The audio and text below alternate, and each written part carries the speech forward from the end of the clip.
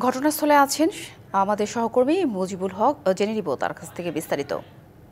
মুজিব, জানাবেন যে চিন্ময়ের অনুসারীরা তো কারাগারে পাঠানোর সিদ্ধান্তের পর যে বিক্ষোভ শুরু করেছেন, এই মুহূর্তে সেখানকার পরিস্থিতি। আমরা আগেও যেটি জানিয়েছি, বেলা 12টার থেকেই মূলত তাকে যে কারাগারে পাঠানোর জামিন নামঞ্জুর করে কারাগারে পাঠানোর যে আদেশ সেটি দেওয়া হয়েছিল। এরপর থেকে তার যারা ভক্তরা আছেন তারা আদালত প্রাঙ্গণে তার প্রিজন ভ্যান আটকে তার মুক্তির দাবিতে বিক্ষোভ করছেন।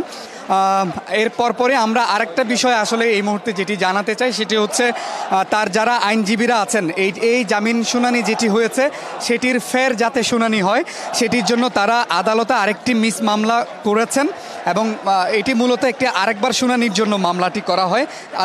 আইনজীবীরা আমাদেরকে সেটি জানিয়েছেন এবং সেটির জন্য আগামীকালকে সময় নির্ধারণ করেছে আদালত এবং আগামীকাল সকাল নাগাদ এটির শিয়া বাটার ও ভিটামিন ই সমৃদ্ধ lily glam beauty soap. Lily, always beautiful. ফের শুনানি হতে পারে সেটি আমাদেরকে আইনজীবীরা জানিয়েছেন। এই বিষয়ে আমরা একটু একেবারে পরিপূর্ণভাবে একটু জানতে চাই।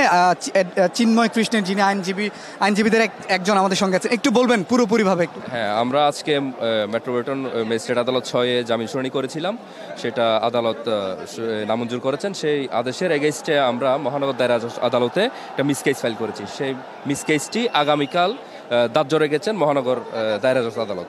আমরা এটাই জানতে পেরেছি আদালতের সংশ্লিষ্ট কর্মকর্তার মাধ্যমে।